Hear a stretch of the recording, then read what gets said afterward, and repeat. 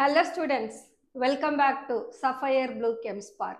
இன்னைக்கு செஷன்ல நாம 24-25 chemistry sample paper first நம்ம MCQ attend பண்ணலாம். MCQ எடுத்தோம்னா first question ஆக்சுவலா ஒரு ஸ்டேட்மெண்டா கொடுத்திருக்காங்க. அதை நான் ஈக்குவேஷனா ரெப்ரசன்ட் பண்ணிருக்கேன். என்ன கொடுத்திருக்காங்கன்னா chloroethane is first of all ammonalized. So ammonolysis of chloroethane that gives an amine. இப்ப ஃபார்ம் ஆகிற அமைனை திரும்ப ஒரு 1 mole chloromethane கூட ட்ரீட் பண்ணோம்னா then that forms another amine. So this amine which answers for which of the following அப்படின்னு கேட்டிருக்காங்க. So form ஆகிற this amine கொடுத்திருக்கிற ஆப்ஷன்ல எதை ஒபே பண்ணும் அதுதான் கேட்டிருக்க question.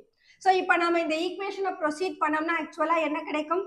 அமோனாலைசிஸ் of alkyl halide that forms amine. அப்ப இந்த Cl இந்த ஹைட்ரஜன்ல இருந்து ரிமூவ் ஆகுற போது we will get CH3 CH2 NH2 form ஆகும். திரும்ப இதை நம்ம ஒரு மாலிகுல் 1 mole of chloromethane கூட ட்ரீட் பண்றோம். அப்போ இந்த அமைன் குரூப்ல இருக்கிற ஹைட்ரஜனுக்கு பதிலா இந்த அல்கைல் குரூப்பை சப்ஸ்டிடியூட் ஆகும். அப்ப கிடைக்கிற compound CH3 CH2 NH CH3 form ஆகும்.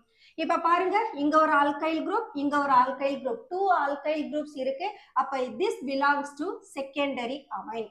இப்ப செகண்டரி அமைனுக்கு என்னென்ன ப்ராப்பர்ட்டி எல்லாம் இருக்கலாம்? It reacts with the Hinsberg reagent and the product soluble in sodium hydroxide. No. sodium hydroxide ல dissolve ஆகணும்னா அது பிரைமரி அமைனா இருக்கணும்.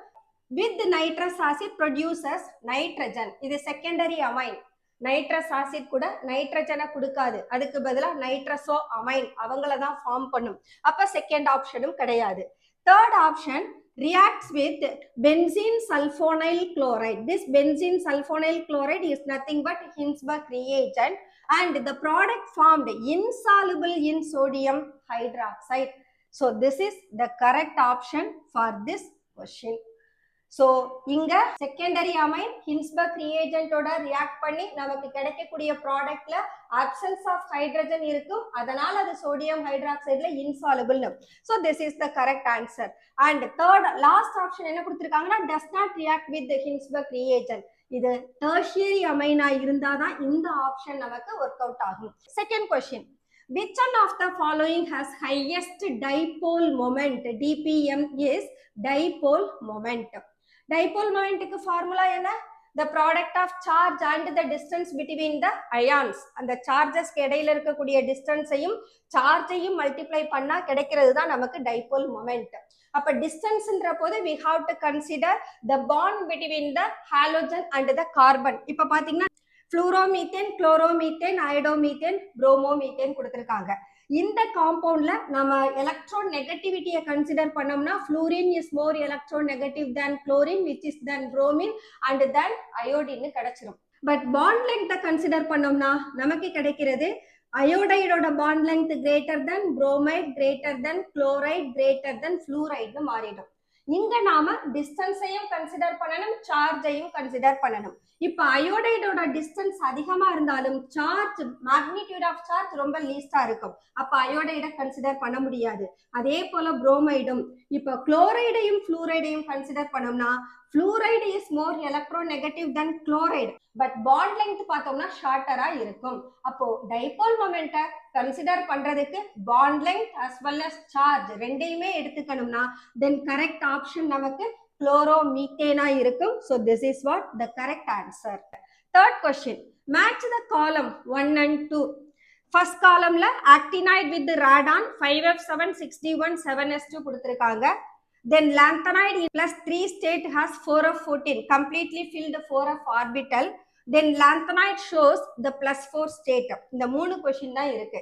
நமக்கு நல்லா தெரியும் lanthanide shows the plus 4 state is actually cerium. So this will be the 3. And lanthanide is in plus 3 state has completely filled F orbital. lanthanide ஓட series ceriumல start பண்ணி lutetiumல complete ஆகும். lutetium தான் லாஸ்ட் எலிமெண்ட். அப்ப lutetiumல தான் fully filled F orbital present ஆகும். அப்போ the second one, this is what the second one. Then actinide with radon 5F761 7S2, that is curium. So this is what the first one. அப்ப correct order என்னவா இருக்கும்? 3 2 and 1. We can write for 1 it is C. So 1 க்கு C கிடைக்கும், and for 2 this is B, and for 3 it is A. So this is the correct option for this question. The next one, we have the graph. இந்த கிராஃப்ல பார்த்தோம்னா bromo alkanes boiling point க்கு against plot பண்ணிருக்காங்க. இதுல நமக்கு bromo alkanes ஓட boiling point compare பண்ற போது goes on increasing, smallestல இருந்து highestக்கு போகுது. இந்த கிராஃப மீன் பண்ற காம்பவுண்ட கொடுத்துட்டாங்க. bromomethane, 1 bromobutane, 2 bromobutane, 2 methyl, 2 bromopropane, 4 காம்பவுண்டும் கொடுத்திருக்காங்க. இப்ப இந்த 4 காம்பவுண்ட் தான் இந்த கிராஃப்ல ரெப்ரசன்ட் ஆகி இருக்கு. நமக்கு பாய்லிங் பாயிண்ட எப்படி ட்ரீட் பண்ணுவோம்? மோலார் மாஸ் இன்க்ரீஸ் ஆக பாய்லிங் பாயிண்ட் இன்க்ரீஸ் ஆகும். First factor.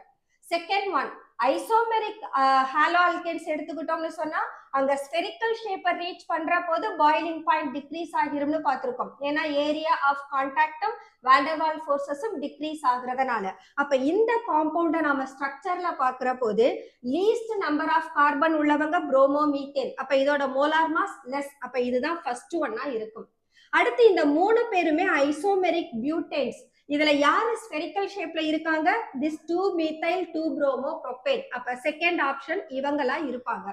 தேர்ட் ஒன் எடுத்தோம்னா this is 2 bromobutane, இது 1 bromobutane. இதுல பிரான்ச்சிங் இருக்கு, இது நார்மல். அப்போ இது தேர்ட் ஒன்னா இருக்கும். அண்ட் ஃபோர்த் ஒன் இவங்களா இருப்பாங்க.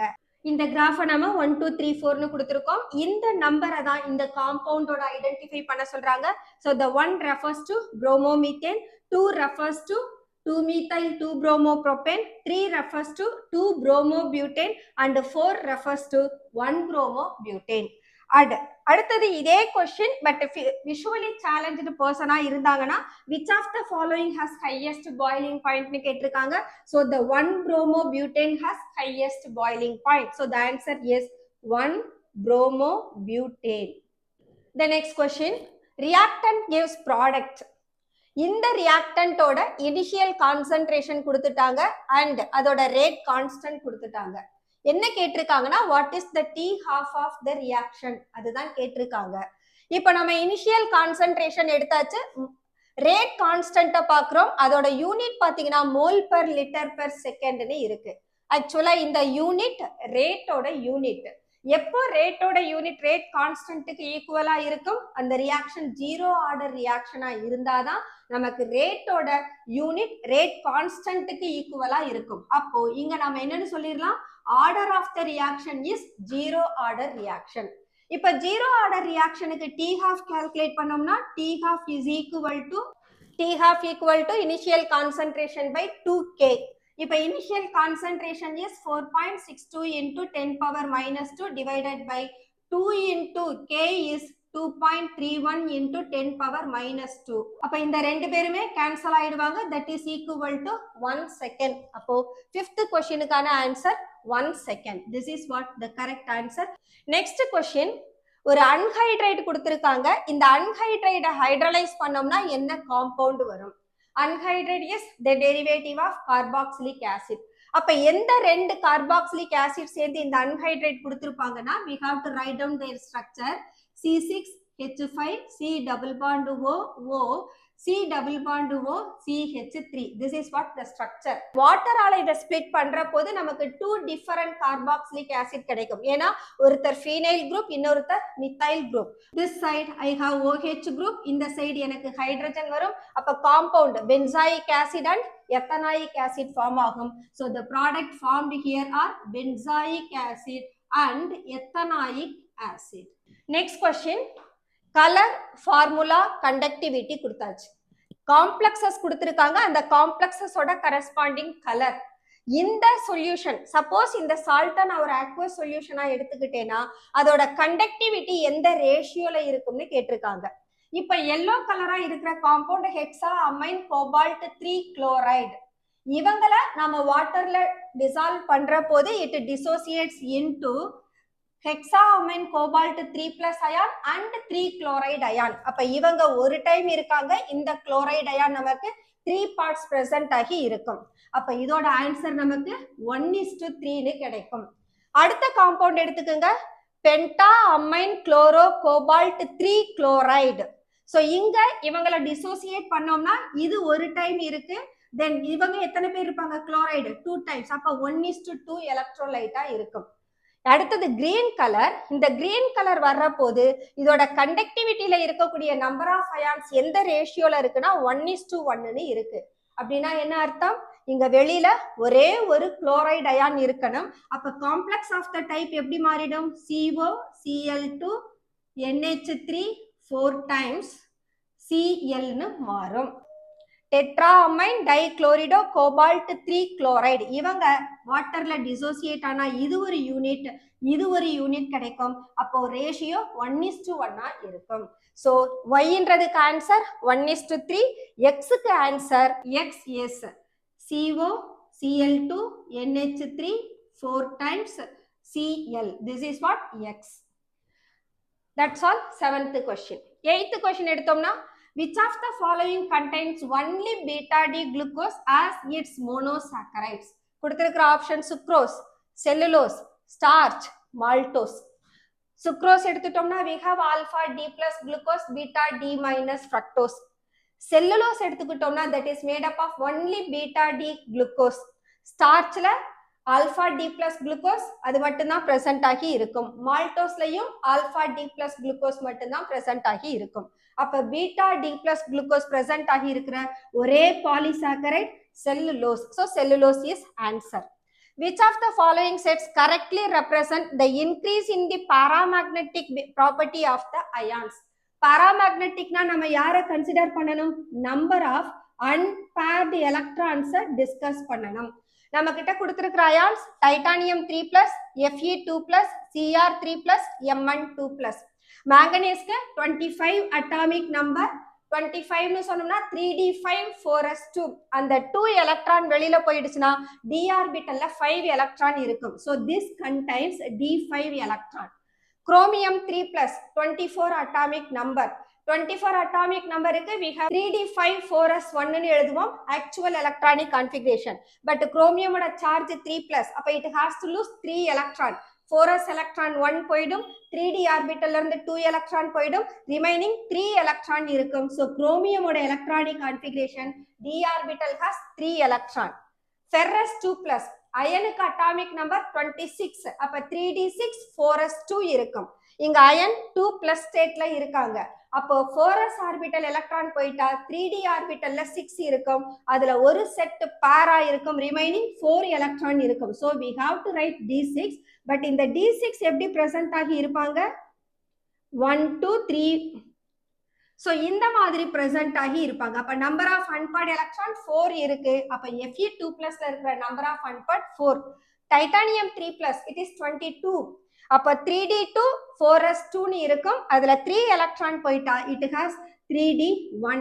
அப்ப நம்பர் ஆஃப் அன்பேர்ட் எலக்ட்ரான் டைட்டானியம்க்கு 1, அயனுக்கு 4, குரோமியம்க்கு 3 அண்ட் மேங்கனீஸ்க்கு பார்த்தோம்னா 5. இதோட இன்க்ரீசிங் ஆர்டர்ல எழுதணும்னு சொன்னா we have to write Ti 3+ less than, Cr 3+ less than, Fe2+ less than, Mn 2+. This is what the correct order of paramagnetic property of given ions. Next question, a first order reaction is found to have K equal to 5.5 into 10 power minus 4 per second.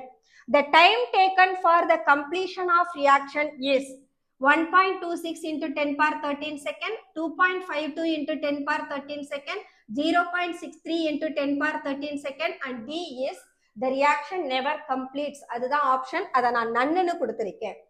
So நம்ம ஒரு ரியாக்ஷனை proceed பண்ற போது ஒரு graph போடுவோம். Graph போடுறப்போ ரியாக்டன்டோட கர்வும் ப்ராடக்டோட கர்வும் மென்ஷன் பண்ணோம்னா we can find the reactantோட கர்வ் never meets x-axis, ப்ராடக்டோட கர்வும் மீட் பண்ணாது. அப்போ இங்க என்ன சொல்லுவோம், ரியாக்டன்டோட கான்சென்ட்ரேஷன் டிக்ரீஸ் ஆக rate of the reaction decreases. And இந்த கர்வ் யாருக்கு பேரலலா போகும், எக்ஸ் ஆக்சிஸ்க்கு பேரலலா போயிட்டு இருக்கும். அப்ப ரியாக்ஷன் கம்ப்ளீட் ஆகணும்னா கண்டிப்பா ரியாக்டன்டோட கர்வ் எக்ஸ் ஆக்சிஸை வந்து மீட் பண்ணும். That is x equal to concentration becomes equal to 0னு மாறணும். But that is not possible from this graph. So இதை நம்ம மேத்தமெட்டிக்கலாகவும் எக்ஸ்பிரஸ் பண்ணலாம். Concentration of R equal to initial concentration of R into e power minus k t. So இந்த graph படி இந்த concentration of reactant x axis meet பண்ணிருச்சுனா அங்க concentration of R equal to 0 ஆகுமா? Suppose R equal to 0 னு கொடுத்தேனா I am getting R0 into e power minus kt. அப்ப e power minus kt equal to 0 னு கிடைச்சிரும். எப்ப reaction complete ஆகணும்?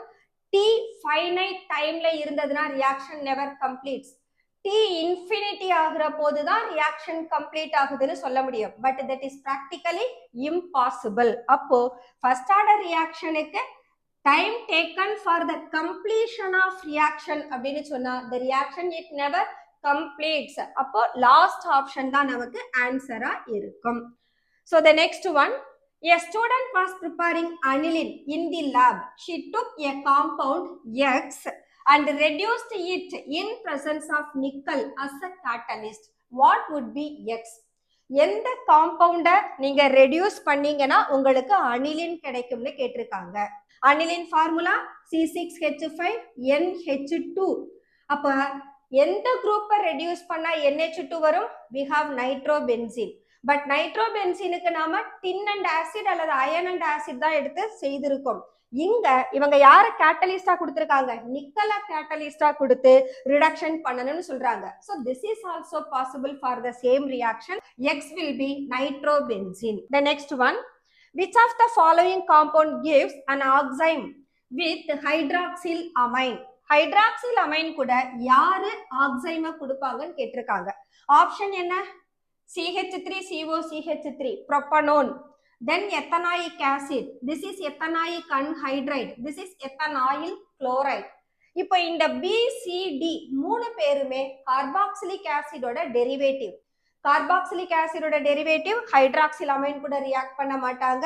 So either aldehyde or ketone அவங்க தான் hydroxyl amine கூட ரியாக்ட் பண்ணுவாங்க. அப்ப correct answer will be propanone. The next one, reasoning assertion question கேட்டிருக்காங்க. The first one, hexacyanide 3 ion that contains 2 unpaired electron. இதுல present ஆகி இருக்கிற electron 2 unpaired. Hexachloridomanganate 3 that contains 4 unpaired electron. Assertion கொடுத்திருக்காங்க. Reason பார்த்தோம்னா hexacyanide 3 that inner orbital complex இருக்கு, அதோட hybridization sp3d2. அதே சமயம் hexachloridomanganate 3 அவங்களோட outer orbital complex தர்றாங்க, அதோட hybridization sp3d2 னு கொடுத்திருக்காங்க. இது எக்ஸாக்ட்டா அசர்ஷனை எக்ஸ்பிளைன் பண்ணுது. இப்போ மேங்கனீஸ் எடுத்துக்கிட்டோம்னா that is in +3 ஸ்டேட்ல இருக்கு. +3 ஸ்டேட்ல இருந்ததுன்னா 4s ஆர்பிட்டல்ல இருக்கக்கூடிய 2 எலக்ட்ரான் 3d5ல இருக்கிற ஒரு எலக்ட்ரான் ரெண்டு பேரும் ரிமூவ் ஆயிடுவாங்க. அப்போ d4 சிஸ்டம் கிடைக்கும். இப்போ நமக்கு 6 லிகாண்ட் இருக்கு. 6 லிகாண்ட் வேணும்னா 6 வேக்கன்ட் ஆர்பிட்டல கொடுக்கணும். அப்ப மேங்கனீஸ் அந்த d4 சிஸ்டம்ல ஒரு பேர்டு எலக்ட்ரானையும் 2 சிங்கிள் எலக்ட்ரானையும் எடுத்துக்கிடுச்சுன்னா 2 d ஆர்பிட்டல் வேக்கண்டா மாறிடும். அப்ப d2 sp3 ஹைபிரிடைசேஷனை கொடுத்துரும். இதே நாம குளோரைடு லிகாண்டை எடுத்துக்கிட்டோம்னா chloride is a weak ligand. d orbital எலக்ட்ரானை பேர் பண்ணாது. anyhow it requires 6 vacant orbital. அப்ப d4 சிஸ்டம் டிஸ்டர்ப் பண்ணாம s orbital p orbital 4d orbital அதை யூட்டிலைஸ் பண்ணிக்கும். அப்ப ஹைபிரிடைசேஷன் sp3d2 னு போய்டும். அப்போ ஹெக்ஸாக்ளோரிடோ காம்ப்ளெக்ஸ் நமக்கு அவுட்டர் ஆர்பிட்டல் காம்ப்ளெக்ஸ கொடுக்கறாங்க, சயனிடோ காம்ப்ளெக்ஸ் இன்னர் ஆர்பிட்டல் காம்ப்ளெக்ஸ தர்றாங்க. அப்போ assertion correct, reason correct and reason assertion explain பண்ணுது. So correct option will be A. அடுத்த assertion என்ன கொடுத்திருக்காங்கன்னா glucose it does not react with the sodium hydrogen sulfite. sodium hydrogen sulfite கூட addition compound தராது. இது glucose ஓட statement. That is correct. So glucose exists in pyranose structure. Reason correct. Glucose does not form addition compound with the sodium hydrogen sulfite. Assertion correct. But sodium hydrogen sulfite கூட glucose react பண்ணாததுக்கான reason என்ன? அங்க free aldehydic group is absent. Actually reasonல due to the absence of free aldehydic group அப்படின்னு கொடுத்திருக்கணும். ஆனா அதுக்கு பதிலா என்ன கொடுத்துட்டாங்க? குளுக்கோஸ்க்கு ஒரு 6 membered pyranose structure இருக்குன்னு தான் கொடுத்திருக்காங்க. அப்ப the reason does not explain the assertion. Option நமக்கு B ஆ இருக்கும். The next one, T half of zeroth order reaction is independent of initial concentration of R னு கொடுத்திருக்காங்க. This is assertion. For zero order reaction, rate equal to rate constant. அத reason கொடுத்திருக்காங்க. நமக்கு already இப்பதான் பார்த்தோம். Fifth questionல T half of the reaction is given by R0 by 2K. This is what the T half of zero order reaction. இங்க T half initial concentration ஓட depend ஆகி இருக்கு. அதனாலதான் R0 நம்ம numeratorல கொடுத்திருக்கோம். அப்போ இங்க assertion is wrong. ஏன்னா it is given independent of initial concentration. இந்த statement actually first order reactionக்கு தான் வரும், zero order reactionக்கு வராது. So assertion is wrong. Then for zero order reaction rate equal to rate constant. Correct. அப்போ இது எப்படி நம்ம சொல்லலாம்? Rate equal to K into initial concentration to the power 0. Zero order. அப்போ this is equal to K into 1. அப்போ rate equal to rate constant. அப்போ reason is true, assertion is false. The next one, section B. 2 marks question discuss பண்ணலாம். First question, nitrogen is soluble in water. At 293 Kelvin, அதோட KH கொடுத்திருக்காங்க 76.48 kilobar.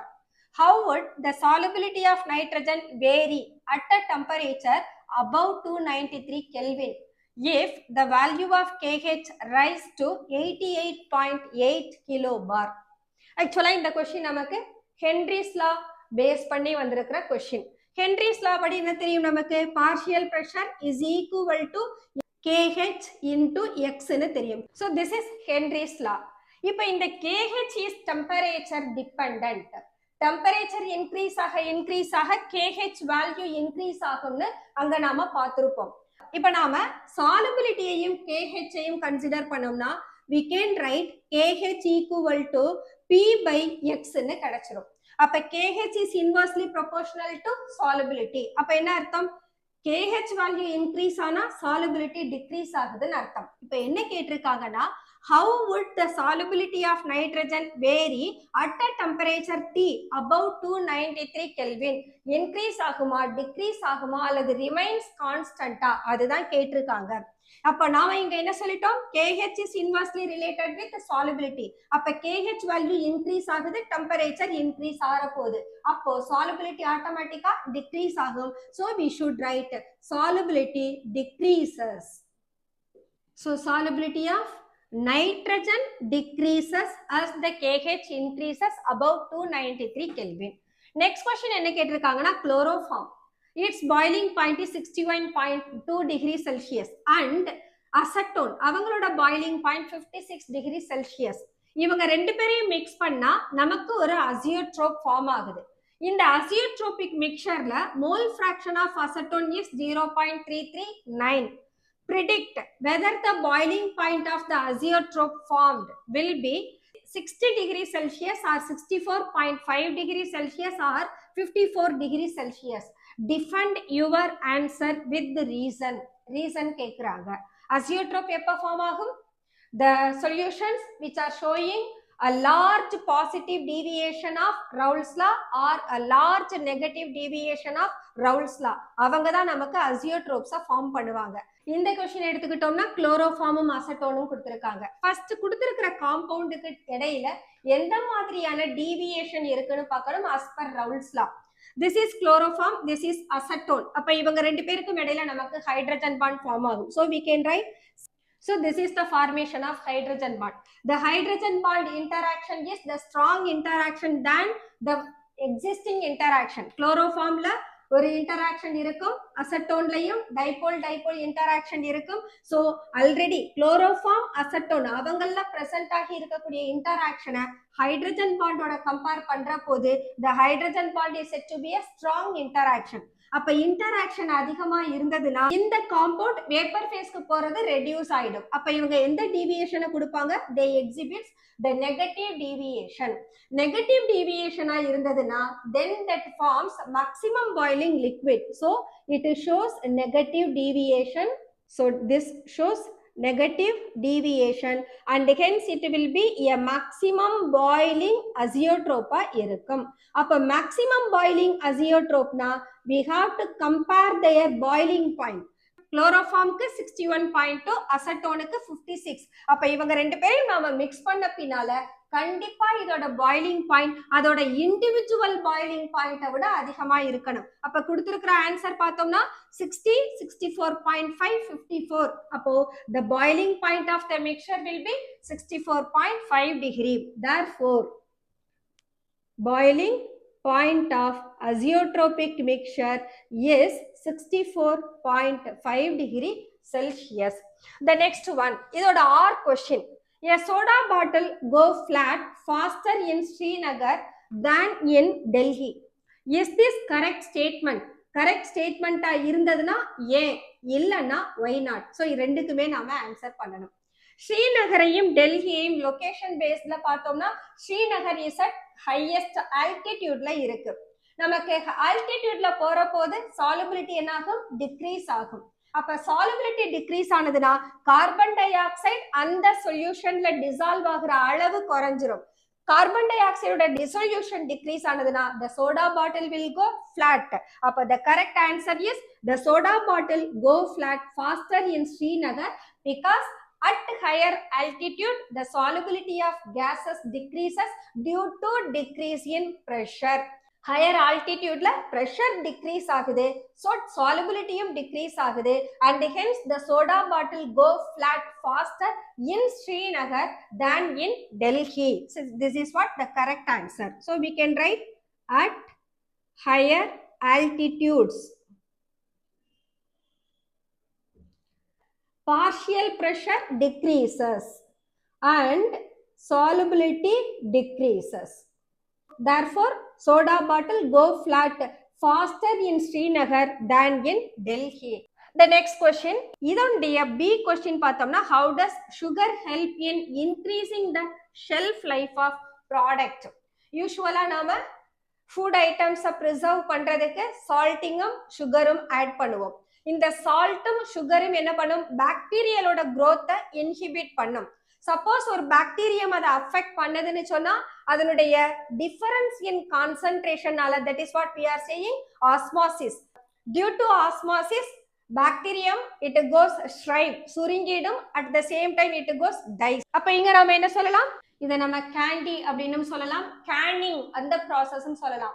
Salt add பண்ணா salting அவுட்னு சொல்லுவோம், sugar add பண்ணோம்னா கேனிங்னு சொல்லலாம்.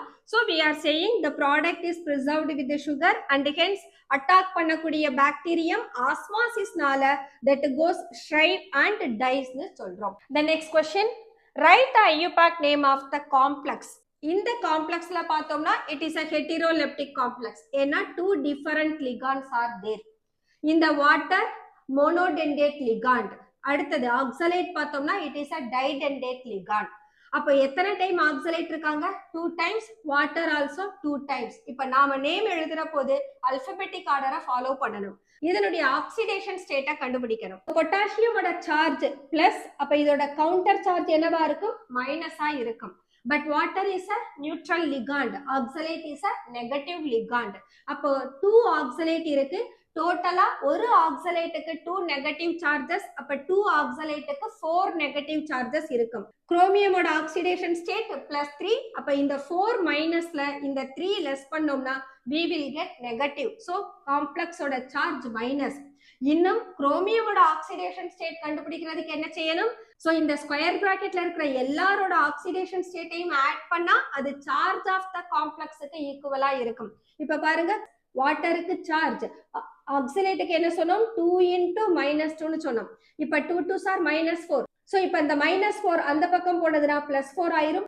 +4ல இருந்து -1 less பண்ணுங்க, you will get the oxidation state of chromium. இப்ப நேம் ஆஃப் த காம்ப்ளெக்ஸ் எழுதணும்னா for the first one the answer is IUPAC name எழுதுற போது cation to anion. first cation எழுதணும், அதுக்கு அப்புறம் தான் anion. இங்க cation is potassium. so first question ஓட ஆன்சர் பொட்டாசியம். அடுத்தது அல்பபெட்டிக் ஆர்டர்ல லிகாண்ட் சொன்னோம்னா di aqua, di oxalato. This is negative complex. அப்ப குரோமியம் குரோமேட், ஏட்ன்ற சஃபிக்ஸ் சேர்த்து சொல்லணும்.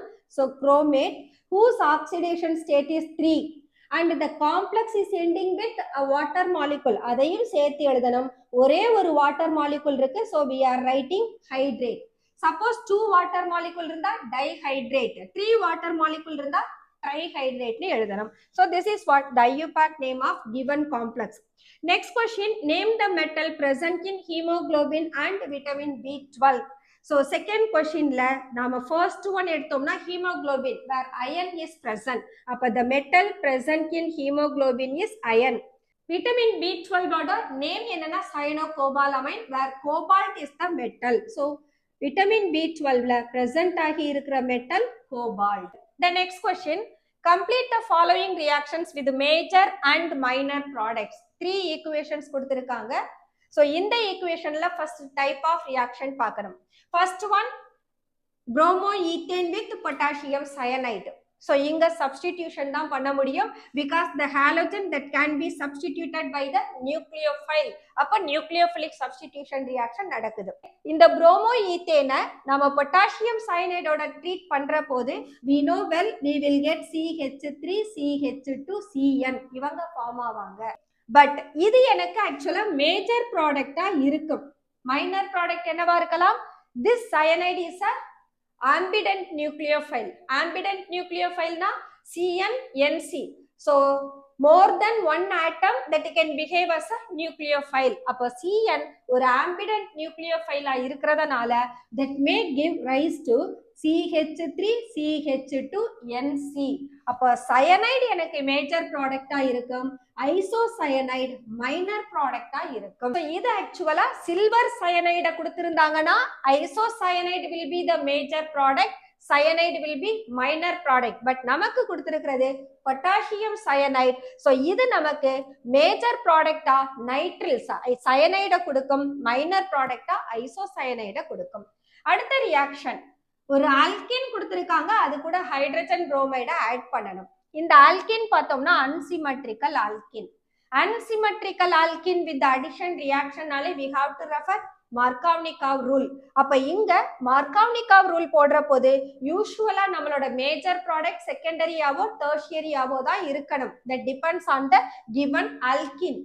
மைனர் ப்ராடக்ட் பிரைமரியா இருக்கும். அப்ப இதுக்கு நாம reaction எழுதணும்னா according to Markovnikov rule, the halogen should go to the carbon with more alkyl substituent. Appa the product will be CH3, CH2, CHBr, CH3. So this will be the major product. Idoda minor product, primary compound எழுதணும் CH3, CH2, CH2, CH2Br. This is minor product. Next question பார்த்தோம்னா we have 2-chloro 2-methyl butane. இதை நாம alcoholic potassium ஹைட்ராக்சைடோட treat பண்றோம். Alcoholic potassium hydroxide is an reagent for elimination reaction. அப்ப இந்த reaction நமக்கு elimination ரியாக்ஷனை refer பண்ணுது. So இந்த ரியாக்ஷன்ல நாம காம்பவுண்ட அனலைஸ் பண்ணோம்னா we may find this is the functional carbon. Functional carbon alpha எடுத்துக்கிட்டோம்னா alpha-ஓட either side of the carbon will be beta carbon. So கொடுத்திருக்கிற காம்பவுண்ட்ல we have 2 beta carbon. So ஒரு more than 1 beta carbon இருந்தா மட்டும்தான் நம்மனால major minor product கொடுக்க முடியும். So according to Zaitsev rule, in dehydrohalogenation reaction, the doubly bonded carbon should have more number of alkyl substituent. அதுபடி பார்த்தோம்னா we can write the two product. First இந்த carbon, இந்த alpha beta carbon எடுத்து elimination கொடுத்தோம்னா we can do this hydrogen with this halogen. Product will be CH3 CCH3. At a time adjacent carbon ல இருந்து ரெண்டு group remove பண்றோம். அப்ப single bond changes into double bond in the compound CH. So the remaining CH3 plus. இப்ப நான் என்ன செய்ய போறேன், இந்த alpha beta-வை எடுத்துக்க போறேன். அப்போ இந்த பீட்டா கார்பன்ல இருந்து ஒரு ஹைட்ரஜன், இந்த ஆல்பா கார்பன்ல இருந்து ஒரு ஹாலோஜன். அப்போ the product will be CH3 CH CH3 CH double bond CH2 மாறும். இப்ப இந்த ரெண்டு ஆல்கினையும் நாம கம்பேர் பண்ற போது CH2 குரூப் கூட அல்கைல் குரூப்பே இல்ல. பட் மேல இருக்கிற காம்பவுண்ட்ல பார்த்தோம்னா both the doubly bonded carbon they have alkyl substituent. அப்ப according to Zaitsev rule, the first one will be the major and the following product will be the minor. That's all. 20th question. 21st question பார்த்தோம்னா The presence of carbonyl group in glucose is confirmed by its reaction with the hydroxylamine. So ஒரு carbonyl group functional group இருந்தாதான் அது hydroxylamine கூட reaction தரும். Identify the type of carbonyl group. Carbonyl group நமக்கு aldehyde இருக்கு, ketone இருக்கு. அப்போ குளுக்கோஸ்ல ஆல்டிஹைட் இருக்காங்களா, கீட்டோன் இருக்காங்களான்னு ஐடென்டிஃபை பண்ணணும். அண்ட் இட்ஸ் பொசிஷன், அந்த ஆல்டிஹைட் குளுக்கோஸ்ல எந்த பொசிஷன்ல இருக்குன்னு சொல்லணும். Give a chemical reaction in support of your answer. Carbonyl ஆல்டிஹைடா கீட்டோனான்றதை கண்டுபிடிக்கிறதுக்கு we have to follow oxidation reaction. அந்த oxidation reaction mild oxidising agent, strong oxidising agent ரெண்டு பேரையும் யூஸ் பண்ணணும். மைல்ட் ஆக்சிடைசிங் ஏஜென்ட் அப்போ நமக்கு ஒரு ப்ராடக்ட் ஃபார்ம் ஆனதுன்னா கண்டிப்பா அங்க இருக்கக்கூடிய ஃபங்க்ஷனல் குரூப் ஆல்டிஹைடா இருக்கும். ஏன்னா ஆல்டிஹைடு தான் மைல்ட் ஆக்சிடைசிங் ஏஜென்ட்டோட ஆக்சிடைஸ் ஆகும். So let us write the supporting equation. CHO CHOH 4 times CH2OH. This is with bromine water. This is oxidized by bromine water. The aldehyde is oxidized to COOH, CHOH 4 times CH2OH form ஆகும். This is called gluconic acid. So carbonyl group aldehyde இருக்குன்னு நம்ம கண்டுபிடிச்சிட்டோம். And its position கேக்குறாங்க. aldehyde group always terminal positionல தான் இருக்கும். அப்ப குளுக்கோஸோட ஸ்ட்ரக்சர்ல ஏதாவது ஒரு end of the positionல தான் aldehyde represent பண்ண முடியும். அப்ப aldehyde நமக்கு terminalன்ற போது that makes the first carbon. So we can write this is first carbon and the last carbon will be the sixth one, CH2OH. So we can write. Okay students, இன்னைக்கு செஷன்ல section A, section B ரெண்டையும் discuss பண்ணியிருக்கோம். I think உங்களுக்கு இந்த sample paper solve பண்றது சப்போர்ட்டிவா இருக்கும்னு நினைக்கிறேன். எதுக்காக இதை நாம செய்யறோம்னா, நாம கொஸ்டினை பார்த்துருவோம். கொஸ்டினை பார்த்தோன்னே எப்படி அந்த கொஸ்டினுக்கு யோசிக்கணும் அப்படின்றது சம்டைம்ஸ் நமக்கு ஸ்ட்ரக் ஆயிடும். ஏன்னா நிறைய படிச்சிருப்பீங்க, கொஸ்டினோட நாம எக்ஸ்போஸ் ஆகாத போது ஒரு கொஸ்டினை பார்த்த உடனே நம்ம மிரண்டுட்டோம்னு வச்சுக்கோங்க, ஃபர்தரா நம்மளால ஆன்சர் பண்ண முடியாம போயிடும். அது எல்லா கொஸ்டின்ஸையும் அஃபெக்ட் பண்ணும். நல்லா தெரிஞ்ச கொஸ்டினை கூட நம்மள மறக்கடிச்சிடும். ஸோ அந்த டென்ஷன் இல்லாம ஃப்ரீயா நாம கொஸ்டின் பேப்பரோட டீல் பண்ணணும்னா நம்ம நிறைய கொஸ்டின்ஸை ஃபேஸ் பண்ணணும்னு சொல்றேன். ஸோ இந்த வீடியோ உங்களுக்கு ஒரு சப்போர்ட்டிங் வீடியோவா தான் இருக்கும். ஸோ ஒரு கொஸ்டினை பார்த்தோன்னா எப்படி நம்ம திங்க் பண்றோம், அதுக்கு எப்படி ஆன்சர்ஸை ப்ரிடிக்ட் பண்றோம், இதுதான் மெயினா நீங்க கத்துக்க வேண்டியது. ஓகே ஸ்டூடெண்ட்ஸ், இதோட section C, section D and one more case study questions இருக்கு. அதை நெக்ஸ்ட் செஷன்ல உங்களுக்கு சால்வ் பண்ணி தரேன். Until then, bye bye.